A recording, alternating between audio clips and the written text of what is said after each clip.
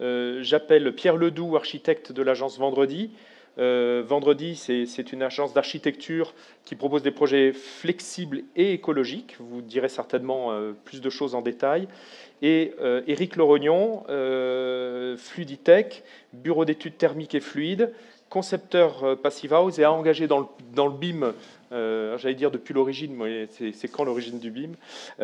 Donc vous allez nous parler de la zone du Vallon des Garettes avec Nantes Métropole Aménagement et avec des objectifs carbone donc sur ce territoire-là, de division par 2 des émissions en conservant une qualité de vie et l'élaboration de différents scénarios carbone. Alors je le dis tout de suite, il y a une ligne qui est là, et voilà, il ne faut pas reculer au-delà de cette ligne, sinon on imprime le PowerPoint sur le visage, et c'est dommage pour tout le monde.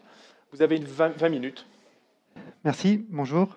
Donc Pierre Ledoux de l'agence Vendredi. Je vais rapidement introduire le contexte et la démarche de ce concours pour laisser plus la parole à Eric donc sur la partie sur laquelle il est plus compétent. Donc en fait, le thème de ce concours, c'était bâtir avec un mode constructif, je vais passer, excusez-moi, bâtir avec un mode constructif économe en énergie. Donc c'est un concours qui a démarré en 2017 sur la ZAC du Vallon des Garettes à Orvaux. On était sur la 3e tranche, donc avec un objectif sur cette tranche de division par 2 des émissions de CO2 par mètre carré. Ce qui était intéressant sur ce concours, c'est qu'on avait l'opportunité de pouvoir échanger à plusieurs reprises avec les différents acteurs, à la fois aménageurs, la ville, l'urbaniste, le maître d'ouvrage, qui est la Nantaise d'habitation et Coplogie, et puis notre équipe de maîtrise d'œuvre. Donc on avait vraiment cette démarche itérative avec chaque partie qui a permis un peu à chacun à la fois de monter en compétence et ajuster les propositions, donc avec les autres équipes aussi sur le concours qui étaient en face, pour voilà, et tenter d'avoir la réponse la plus pertinente. Donc c'est ce que je rappelle là. Donc on avait 3 phases de concours distinctes avec voilà, des différentes étapes à la suite desquelles on pouvait vraiment échanger lors de réunions. Donc on est un peu sur un processus qui peut s'apparenter au processus de conception intégrée dont on parlait tout à l'heure, mais dans le cadre d'un concours. Donc là, j'ai remis très rapidement 3 images qui correspondent à ces 3 étapes de rendu de concours. Une première sur laquelle on était plutôt sur voilà, une faisabilité des grands principes, comment on peut obtenir des logements qui nous paraissent intéressants, avec un bon fonctionnement bioclimatique en termes d'implantation et d'organisation des différents logements.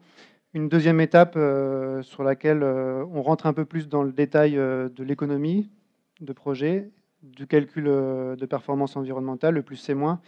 Et une troisième, donc là, déjà, par rapport à cette deuxième étape, on voit qu'on a tenté de compacifier légèrement les choses parce qu'on se doutait qu'on n'allait pas y arriver. Donc la compacité et le détail sur un peu les matériaux et les différentes mises en œuvre qu'on va proposer. Et enfin la troisième étape où on affine un peu plus le projet et à la suite de laquelle on remporte ce projet et puis on travaille davantage pour solliciter davantage de leviers pour obtenir ce projet assez ambitieux sur la démarche bas carbone. Donc, ouais, nous, on est intervenu très tôt avec l'équipe pour engager le programme.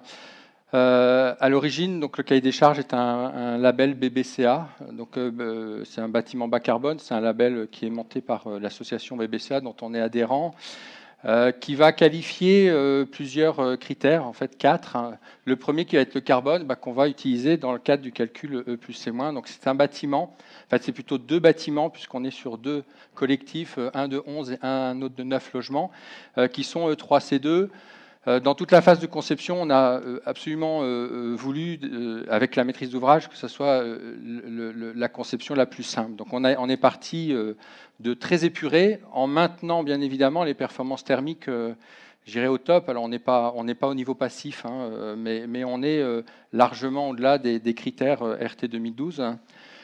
Ça, c'est pour la partie thermique. La partie énergétique, ben, je pense que vous avez dû le comprendre par les autres présentations.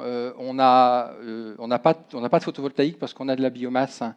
Et il faut savoir, alors pour ceux qui sont dans l'acte de la construction et conception, le biomasse en système est extrêmement valorisant dans le label E+C-. Vous le verrez tout à l'heure, j'ai un petit slide, mais le E3 peut s'atteindre sans photovoltaïque. Et puis, alors la difficulté qu'on a eue au début, c'était en 2017, 17. Ouais.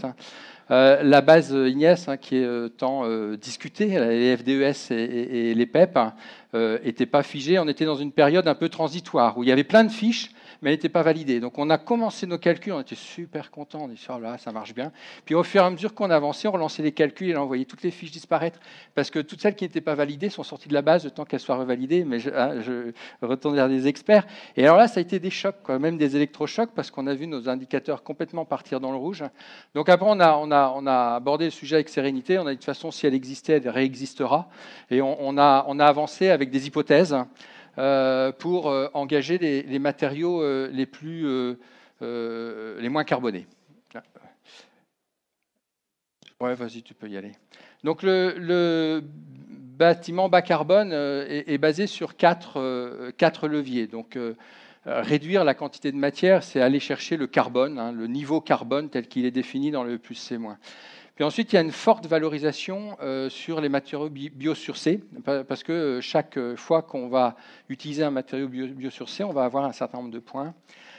Ensuite, on va porter un point particulier sur la capacité de réemploi de matériaux recyclés.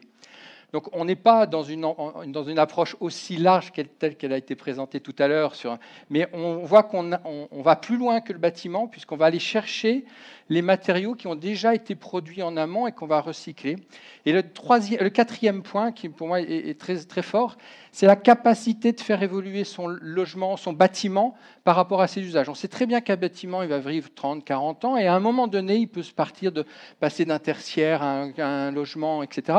Donc on nous a demandé, enfin c'était dans le label, d'aller chercher au maximum d'anticiper sur à la fois la capacité d'extension, parce qu'on sait que nos villes vont s'étendre, mais plutôt que de les étendre sur du terrain foncier, on va essayer d'exploiter le bâtiment qu'on est en train de concevoir pour déjà prévoir ce qui va se passer demain, et surtout également, c'est le changement d'usage. Donc là, on a déjà prévu dans la conception avec Pierre et Cabinet Vendredi, quelles sont les zones qu'on va pouvoir couvrir à un moment donné pour donner de la surface habitable supplémentaire. Et on a intégré aussi dans notre démarche la capacité d'exploiter un parking qui est non couvert en zone de commerce. Donc tout ça est intégré dès la phase de conception, et ce qui va nous apporter après ce critère excellence que je vous montrerai après. Juste rajouter qu'une des contraintes aussi de l'aménageur et des demandes, c'est en effet, encore une fois, de dissimuler les véhicules. Et du coup, voilà, le fait de enterrer, ça ramène aussi des déblais qu'il faut évacuer. Et Eric disait réduire la quantité de matière mise en œuvre, mais c'est aussi réduire la quantité de matière qu'on évacue. Oui. Donc on a aussi réfléchi à ça dans le cadre du projet, de tenter d'éviter de tout évacuer et au contraire essayer de l'intégrer dans le paysage de la parcelle et du projet.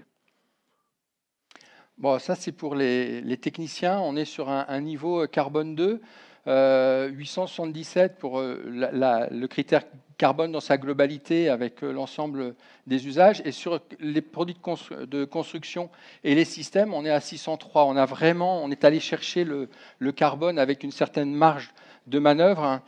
Et au niveau énergétique, comme je vous le disais tout à l'heure, vous avez la petite barre verte qui vous donne un peu la capacité d'utiliser le biomasse. Et donc nous, on est à la limite là, de cette biomasse en E3. On a 0 panneau photovoltaïque et on est en E3. Donc on est en 100% biomasse, une chaufferie assez simple qui est basique. Par contre, on a un système de transport de l'énergie qui est en train de chaleur et qui va varier entre le chauffage et l'eau chaude sanitaire avec des trains réguliers toute la journée pour, encore une fois, minimiser la technicité. Donc voilà. Ensuite, on a la partie bâtiment bas carbone, BBCA, où en fait, comme je vous le disais, on a 4 critères. On a les émissions évitées, c'est la partie purement carbone, c'est en dixième de point gagné dizaines de kilos CO2, ça nous donne des points, donc on va cumuler. La partie biosourcée, on a 65 kilos de matière biosourcée au mètre carré qu'on a valorisé. Ça va nous impacter aussi un nombre de points. Donc ça, c'est un petit outil de calcul Excel. Hein. C'est très, très basique, le label BBCA.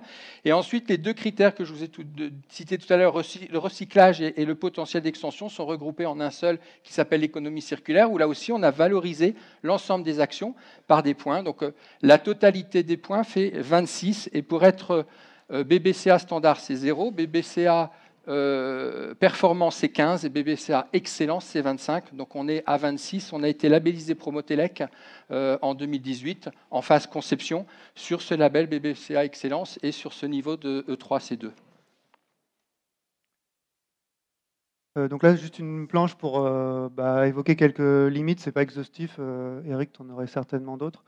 En fait, c'est en cours de développement de projet, donc on s'est posé la question de ces matériaux biosourcés. Donc, à une étape du projet, on s'était dit pour être BBCA Excellence, on doit passer par des fenêtres bois, des volets intérieurs pour pas éviter les volets roulants, ou des persiennes bois extérieures pour répondre aux surchauffes.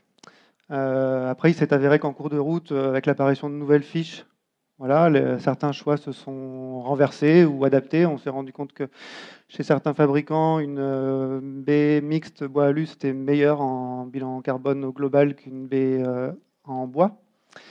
Voilà, donc on a aussi fait évoluer le projet, et c'est ce que je raconte là, l'effet induit, c'est le projet qui s'adapte au fur et à mesure, aussi au fur et à mesure de l'apparition de ces nouvelles fiches. Donc, dans l'idée toujours de conserver une performance la plus forte possible. Donc c'est un peu déroutant parfois. Moi je trouve aussi que les fiches sur les aménagements extérieurs sont peut-être insuffisantes. En tout cas, il n'y a pas assez de critères pour bien valoriser les choix qu'on mène sur les aménagements extérieurs, les VRD. Et voilà, et puis le manque de fiches de manière globale, mais on sait qu'on a des apparitions de nouvelles fiches régulières. Là, globalement, sur notre projet, je pense qu'il y a 3 critères de réussite. D'abord, tu l'as dit, Pierre, tout à l'heure, c'est une équipe et avant tout un maître d'ouvrage. Un maître d'ouvrage qui a été complètement à l'écoute, à la fois technique, hein, à la fois économique aussi, parce que là, c'est bien évidemment souvent le cas, mais qui a été à l'écoute de nos propositions, et il y a eu des échanges qui ont été permanents, et ça, je pense qu'il n'y aura pas de bon projet carbone s'il n'y a pas un bon maître d'ouvrage en face qui comprenne notre problématique. Évidemment, je ne parle pas de l'équipe de maîtrise d'œuvre qui a fait tout son taf. Le deuxième critère sont les outils. Alors là, les outils de calcul, bon, alors on peut toujours les critiquer, on peut toujours dire il manque des fiches, etc. Par contre, dans le temps où quand on a commencé le projet et au moment, encore aujourd'hui, où on le recalcule, il y a quand même une évolution très, très, très significative sur les fiches. Et non seulement sur les fiches, mais sur des méthodes de calcul globalisées par des filières. Je prends simplement l'exemple de la filière béton. Alors, il n'est pas forcément en béton, il est en bois. Hein, je ne fais pas la promotion du béton, mais il y a cette capacité à donner la possibilité à des filières de faire leur propre outil de calcul qui va générer des fiches. Donc, il faut un peu s'ouvrir la tête en tant que technicien qu'on est. Ce ne sont pas que des fiches, c'est des méthodes de calcul aussi. Je me retourne vers les experts qui acquiescent depuis tout à l'heure. Donc, attendons un peu et je pense qu'on s'enrichira de toutes ces méthodes de calcul qui vont ouvrir un spectre beaucoup plus large. Dans les outils aussi... évidemment, moi, je porte le BIM comme un outil indispensable sur la partie plus C-, parce que je vous assure que quand on a des lignes et des lignes de calcul, quand on a des lignes et des lignes de métré, à l'origine, quand le plus C- est arrivé, je me suis dit c'est l'économiste qui devrait le prendre, il y a tellement de chiffres que c'est pour lui. Bon, c'est les bureaux d'études qui l'ont pris, je dirais tant mieux, tant pis, je ne sais pas, nous on l'a pris, mais donc il y a un élément qui est extrêmement important, c'est que cette donnée, il faut qu'elle soit structurée, il faut qu'elle vive dans le temps, et aujourd'hui, moi, je n'ai trouvé que le BIM pour le faire. Donc le projet, on l'a animé en BIM. Je suis bien placé parce que j'ai été présenté sous l'étiquette Fluidtech Bureau d'études, mais j'ai une autre activité qui s'appelle BIMEO, où justement on déploie les outils collaboratifs autour du BIM. Et on a utilisé BIMEO, donc vous avez vu le petit film qui déroulait, pour justement implémenter cet usage du BIM dans le plus c'est moins. Et à l'époque, en 2017, ils étaient très peu à s'interroger. Il me reste 5 minutes, c'est ça? On était très peu à s'interroger sur cette démarche. Aujourd'hui, on travaille avec les éditeurs de logiciels sur cet aspect. Et le troisième élément clé de ce projet, c'est les indicateurs. Alors, on les a, C1, C2. Mais vous savez, quand on parle en C1, C2, et je me tourne vers des experts confrères, on n'a rien dit, quoi, parce que derrière, il y a plein d'autres, il y a des lots, hein, c'est par lot.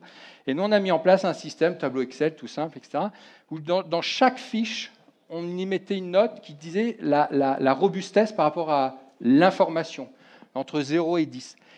Et ensuite, on mettait la robustesse par rapport à la capacité d'aller chercher le meilleur. Et on avait comme ça un tableau de couleurs, où quand on était rouge, on savait qu'on avait une information qui n'était pas fiable, où il fallait s'attacher. Quand on était vert, on pouvait dire, bon, allez, on va à l'étape qui suit, on va chercher que celles qui sont rouges. J'invite vraiment tous les confrères à avoir une méthodologie assez structurée et intellectuelle pour apporter cette vision et apporter cette capacité d'agir sur les bons leviers afin d'atteindre les résultats optimums. Et ça, c'est un bon moyen aussi de partager avec le maître d'ouvrage notamment, mais l'état du calcul, parce qu'il ne peut pas être fiable aussi à 100%. Alors, tout à fait. À partir du moment où on partage les indicateurs, où chacun les valide, et ben on avance ensemble. Et quand tout le monde voit qu'il y a du rouge, et ben on se l'approprie tous ensemble et on le partage. Je suis d'accord. Voilà, tu as autre chose à dire? Non, c'était juste pour rappeler que malgré toutes ces considérations, il ne faut pas perdre la recherche du plaisir d'habiter quand on fait des logements. Donc ça, c'est quelque chose qu'on a toujours en tête. Et bien sûr, c'est un peu ce que tu as rappelé aussi, le BIM, ça permet aussi le travail partenarial. Donc voilà, il faut échanger entre nous. Donc le projet aujourd'hui, après quelques péripéties économiques, parce que le groupement a été perturbé par la liquidation d'un des acteurs, est en phase de signature de marché. Je pense que le maître d'ouvrage va confirmer, mais d'ici quelques jours, voire quelques heures. Donc on va passer en phase d'exécution. Et là, c'est un nouveau challenge pour assurer que le résultat soit conforme à la conception. Nous, c'est bon.